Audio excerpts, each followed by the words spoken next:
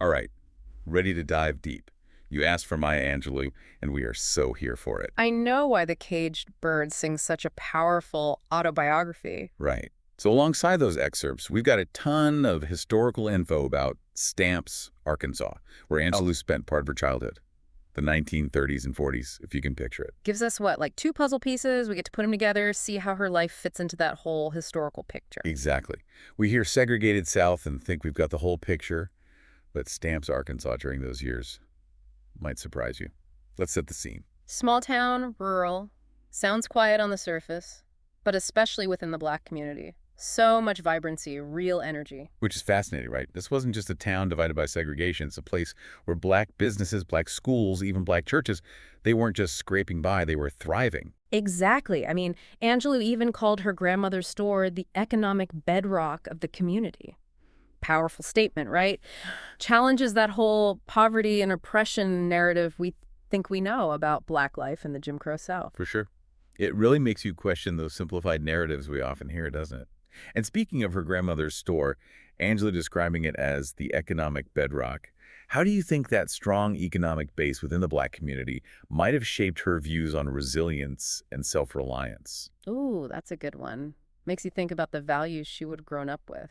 Hard work, for sure. Community, definitely. And like this drive to make your own way even when the system's trying to hold you back. Hold that thought. We'll come back to it. How those values play out in her life. But there's something else that thrived in Stamps besides those businesses. Words. Yeah. Even with all that ugliness of segregation, books, language, that's where she found some peace. Empowerment, even. She talks about escaping into books and get this reciting Shakespeare to cope with trauma. In rural Arkansas, that's beyond just loving to read, that's finding strength when society's trying to silence you. You said it. Literacy for her and probably tons of people in that community, it wasn't just nice to have, it was resistance. A way to reach different worlds, ideas, claim their own stories. And she knew the power of the spoken word, too. Angelou once said, words mean more than what is set down on paper. It takes the human voice to infuse them with deeper meaning. Even at a young age, she seemed to get that speaking those words out loud, it added something, built connections in a way writing alone couldn't. Almost like she sensed her own voice back then. This young girl, surrounded by all those limits, but feeling how language could uplift, inspire, maybe even push for change. It did, yeah. That voice, even way back then, couldn't be totally shielded from, the reality of the time. Right. Stamps had its good things, but let's Yeah. be real, it was still the Jim Crow South, deeply. Exactly. Yeah. And that's important, right? We don't want to paint some rosy picture here. Stamps wasn't some utopia. It was a town dealing with segregation head on. And Angelou, she felt that firsthand. One of the most intense moments she writes about is with this white dentist. Refused to treat her. Just shows how segregation was everywhere, even healthcare, something most folks take for granted. But for her, it was a battle. It's wild, right? Not separate schools, not water fountains. Right. This is a kid needing medical help. And her race is the deciding factor. That's awful. Angelou, she even writes about how this dentist was loaded, like bragged about loaning money to her own grandmother during the Depression. Still wouldn't treat her. What gets me is Angelou captures not just what happened, but how it felt. The emotional blow. That's the real damage of racism, It tries to make you less than in every single way. Makes you think how those moments, even little ones, must have stuck with her, shaped how she saw the world, her place in it. Totally. It's like this constant reminder that prejudice, it's not always some big, loud thing. Sometimes it's the everyday stuff, the little cuts that hurt the most. And that brings us to the most powerful image Angelou gives us, right? Yeah. That metaphor of the caged bird. Exactly. It's that feeling of being trapped, silenced. That line gets me every time. But a bird that stalks down his narrow cage can seldom see through his bars of rage. Just, ugh. So good, right? You feel that anger, that confinement so clearly.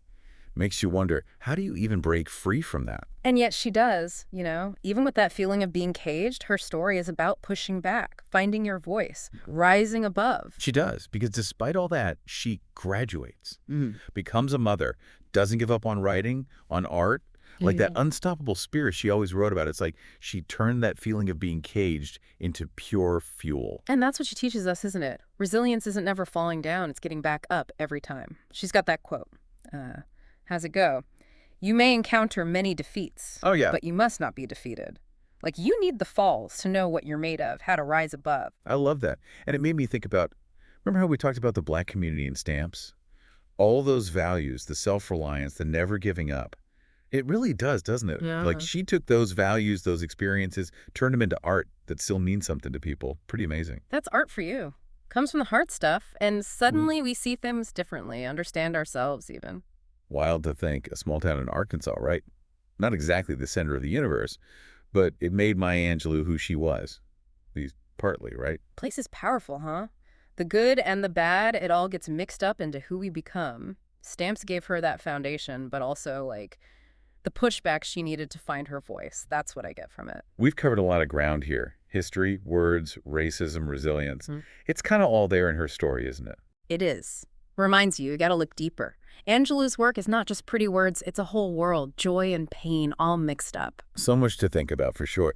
One last thing's been on my mind, though. Curious what you think. We keep saying stamps shaped her, but how W? Like, specifically, how'd that community, that place, make her the writer she became? $1 million question. Right, both sides mattered, I think. That Black community, all that love and strength, that's in her writing for sure. But also, facing down the racism, the hate, that's got to be where the fire comes from. The need to speak truth to power. Stamps was complicated, the perfect storm, maybe, to create that voice. The perfect storm, I like that. And even though her time in stamps was years ago, her words still matter, still hit home. Resilience, hope, as timeless stuff. And maybe that's what we should take away from all this. Even when it's hard, even when you feel trapped, like that caged bird, there's a way out. You find your voice, you use it, you make things change. Couldn't have said it better myself. And to everyone listening, we want to hear your thoughts. How'd stamps make Maya Angelou the writer she was? Keep digging into those sources, and we'll be back soon with another deep dive.